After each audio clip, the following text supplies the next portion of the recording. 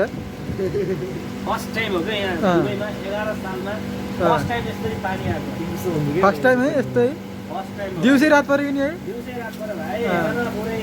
ओहो अँध्यारो छ यो के हुन्छ बादल छाएको छ फिलिङ रमाइलो आइरहेको फिलिङ रमाइलो बाबा असल भन्छ गरेर असल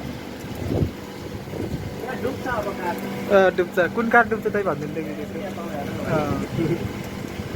यो पुरै काठ डुब्दै छ अब त आसमानतिर उतिर त अब बिरयानी किन्छु भाइ